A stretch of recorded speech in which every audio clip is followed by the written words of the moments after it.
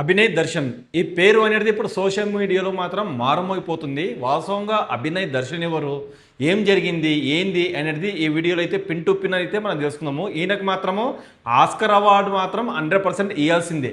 నిజం చెప్పాలంటే ఇది కోటి కత్తి కాదు, కోటి రక్తం అని చెప్పుకోవచ్చు. కోటి రక్తం కథ.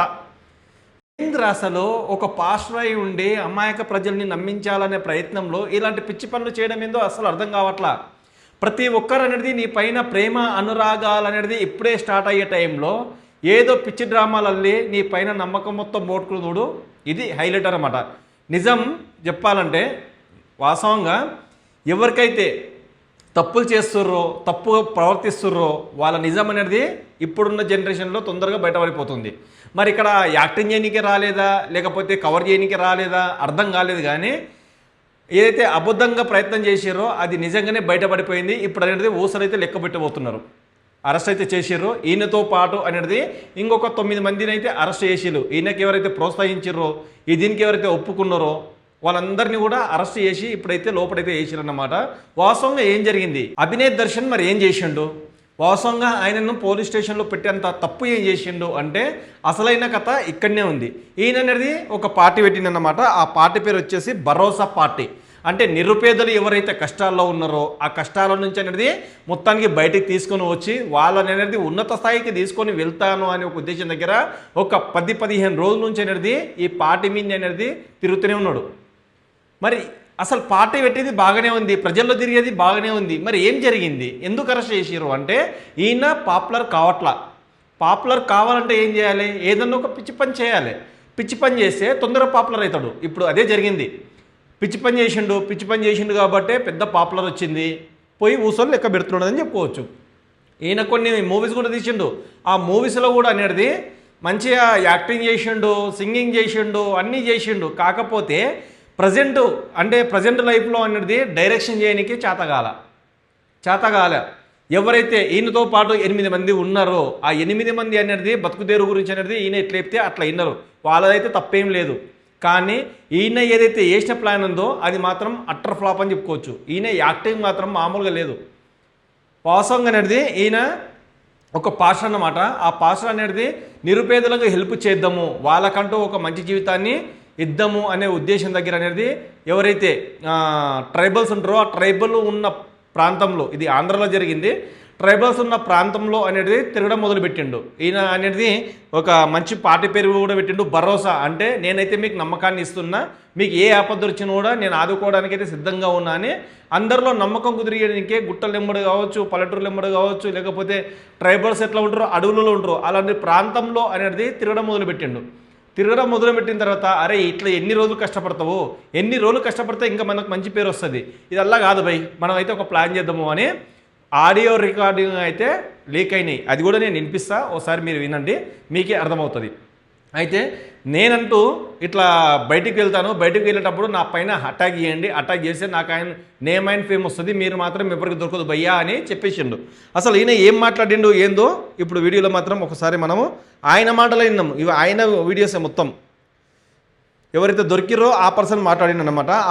ఆ పర్సన్ మాట్లాడి మొత్తానికి ఇట్లా చేయమన్నాడు, మేము 10,000 ఇస్తామంటే వచ్చినాము, అట్లా ఒక 8 మంది వచ్చినాము, 8 మంది వచ్చినాం కాబట్టి అనుకోకుండా దొరికిపోయినామని ఈ వ్యక్తి అయితే చెప్తున్నాడు. ఒకసారి ఈయన చూపిస్తాడండి. ఈ వ్యక్తి మాటల్లోనే మీరు వినండి. ఈయన ఒక పర్సన్ మాస్క్ కట్టుకొని ఆయనను పొడవనికి పోయిన వ్యక్తి ఈయననే, కార్లకి వెళ్ళి కాళ్ళ బట్టి లాగిన వ్యక్తి కూడా ఈయననే. మరి ఈయన మాటల్లో ఏం అసలు చెప్పబోతున్నాడు పూర్తి అయితే మనం విందాం. అటాక్ చేయడానికి కారణం ఏంది, అసలు వాళ్ళ మాటల్లో అనేది ఏం మాట్లాడుతున్నారో మీరే వినండి. ఒక్కొక్కరికి మాత్రం ఫేజులు ఎగిరిపోతాయి. ఇది అబ్బా ఎంత ప్లాన్ అని చెప్పుకోవచ్చు అంటే పక్కడబందీగా ప్లాన్ చేసి ఎస్ ఈ విధంగా కాదురా బాబు, ఈ విధంగా అటాక్ చేయండి, నేను హ్యాండిల్ చేసుకుంటాను, వర్షం పడుతుంది అది పడుతుంది అని వాళ్ళ మాటల్లోనే మీరు వినండి, నేను వినిపిస్తాను.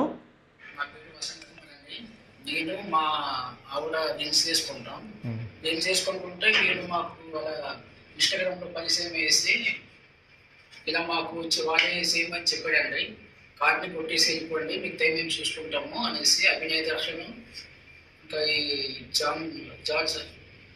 జాన్ బెనడి చెప్పారు. మొండిగడ్డ దాటిన తర్వాత ఇంకొంచెం ముందుకు వస్తే అభినయ్ మాట్లాడుతున్నాడు. క్రేన్ తో కొండను దోవిన మట్టి కనపడుద్ది. ఆ మట్టి కాడ నుంచి ఇంకొంచెం ముందుకు వస్తే లెఫ్ట్ సైడ్ మట్టి రోడ్డు కనపడుద్ది లోపలికి. ఆ మట్టి రోడ్డు లోపలికి వెళ్ళండి. ఈ లోపల మేము వస్తాం. కారు దూరం ఆగిద్ది. తర్వాత ఇంకా నేను వచ్చి మీకు ఒక 2 నిమిషాలు ట్రైనింగ్ ఇస్తా. ఇంక ఎట్ట చేయాలా ఏందనేది చూద్దాం. బీరు బాటిల్ ఏమన్నా ఉంటే ఒక 2 3 ఎత్తకండి, ఎందుకంటే పొడవాలి కదా. వాసు మెసేజ్లు చూస్తున్నావా లేదా నాకు అర్థం కావట్లా. చూసి మరి రిప్లై. వాన పడుతుంది. వాన పడితే మనకు ప్లస్, అంటే బైక్ల వాళ్ళు నడిచే వాళ్ళు ఎవరు రారు కాబట్టి కంటెంట్ చేసుకొని మనం హ్యాపీగా వెళ్ళిపోవచ్చు. ఇది ఈయన బ్రెయిన్ అనేది ఇదేనమాట. వాస్తవం చెప్పాలంటే ఆయన ఒక పక్కడబందీగా ప్లాన్ చేసుకొని ఏ విధంగా అటాక్ చేయాలి, ఏ విధంగా డ్రామా ఆడాలి, ప్రతిదీ కూడా అనేది స్క్రిప్ట్ అనేది ఫస్ట్ తయారు చేసుకుండు.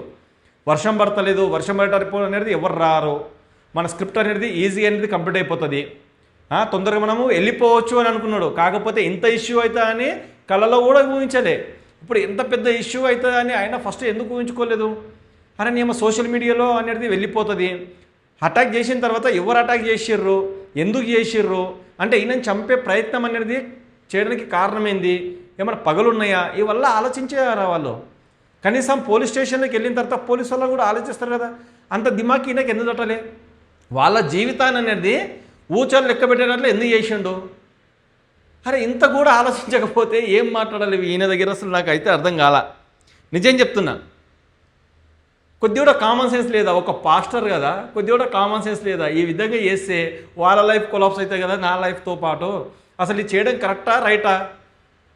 ఈ ప్రాబ్లము పెద్దగా అయిన తర్వాత వాళ్ళు కూడా ఊచ లెక్క పెడతారేమో అనే ఆలోచన రాలేదా ఈయనకు. వచ్చింటుంది కదా. అంత సింపుల్గా ఒక్కొక్కరికి 10,000 రూపాయలు ఇచ్చి పాపం లోపల వేయడం ఏందో అర్థం కాలే. ఇది ఎందుకు అంటే ఇది తీసుకొని ఇంకా వేరే వాళ్ళ మీద ప్రయత్నం చేయడానికి గ్యారంటీ ఏముంది. అందు గురించి ఈ కేసు అనేది చాలా సీరియస్ అవుతుంది, చాలా సీరియస్ అవుతుంది కూడా.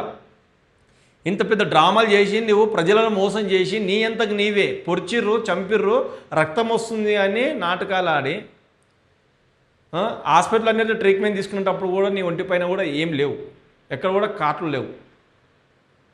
పొడిచినట్లు కావచ్చు, లేకపోతే కొట్టినట్లు కావచ్చు. ఈయన ఎంత ముద్ద ఎత్తున్నాడు. బీర్ బాటిల్లో ఒక 2 3 తీసి పెట్టుకోండి, కొట్టి పొడవడానికి రావాలే కదా. అలాంటప్పుడు అనేది ఇవనేది మీరు వద్ద పెట్టుకోండి, చూసి పెట్టుకోండి అని ఫస్టే సలహా ఇస్తున్నాడు. ఫస్టే సలహా ఇచ్చి ఇలాంటి క్రియేటివిటీ ఎందుకు మీకు. ఏదో పాస్టర్ ఉన్న తర్వాత మంచిగా ఏదో చెప్పుకుంటే పోతే అయిపోతుంది కదా. మీ వల్ల మంచి మంచి పాస్టర్లు ఉన్నారు కదా, వాళ్ళ పేర్లు మాత్రము గంగలు కలిసిపోయిందని చెప్పుకోవచ్చు. ఏంటి అసలు అర్థం కాని విషయం నాకు. ఇంత దారుణమా, మరి ఇంత దారుణమా. కేవలం పేరు గురించా, డబ్బుల గురించా, దేని గురించి. నీ దగ్గర డబ్బులు ఉండొచ్చు, నువ్వు హీరో కావచ్చు, కాకపోతే వాళ్ళు నీవు చెప్పిన పని చేస్తే డబ్బులు ఇస్తాడేమో అని ఒక ఆశ దగ్గర వచ్చిన వాళ్ళు లాస్ట్కు వాళ్ళని కూడా కటకటలేంబడని పంపించినావంటే నువ్వు మాత్రం 100% ఉండాల్సినవే. సో ఇలాంటి వాళ్ళని అనేది ఏం చేయాలో మీరే కామెంట్ చేయండి. టోటల్ 9 మంది అనేది లోపలికి పోయి కూర్చున్నారన్నమాట. అభినయ్ దగ్గర అనేది టోటల్ 9 మంది. ఇప్పుడు భరోసా పాట లేదు, బంక లేదు, అందరూ వేరు లోపల కూర్చున్నారు ప్రశాంతంగా. ఈయన మాటలు విన్నందుకు వాళ్ళ కుటుంబాలు కూడా పోలీస్ స్టేషన్ నెంబర్ ఇప్పుడు తిరగాల్సి వస్తుంది. మరి కేసు అనేది ఏ విధంగా సీరియస్ కాబోతుంది, ఏ విధంగా కటకటల ఎన్నికల పోబోతున్నారో ముందు మనకే తెలుస్తుంది. ఎందుకంటే అరెస్ట్ అయింది ఇప్పుడే కదా, నెక్స్ట్ జరగబోయేది ఏందో మెల్లమెల్లే తెలుస్తుంది. కాకపోతే ఇలాంటి తప్పులు చేయడం మాత్రం 100% కరెక్ట్ కాదు. ఆ దేవుడు కూడా మిమ్మల్ని క్షమించాడు. దేవుని పేరు చెప్పుకొని ఇలాంటి పనులు చేయడం అస్సలు కరెక్ట్ కాదు. నిరుపేదలకు అనేది మీరు ఒకవేళ సపోర్ట్ చేయాలనుకుంటే ఇలాంటి మార్గం ఎత్తుకొని ఇలా పోవడం మాత్రం అస్సలు కరెక్ట్ కానే కాదు. అది మాత్రం మీరైతే అర్థం చేసుకోండి, ఓకేనా.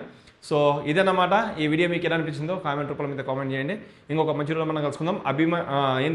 అభినయ్ గురించి అయితే మీరు మాత్రం ఏం చెప్పాలనుకుంటున్నారో కామెంట్ రూపంలో అయితే చెప్పండి, ఓకేనా.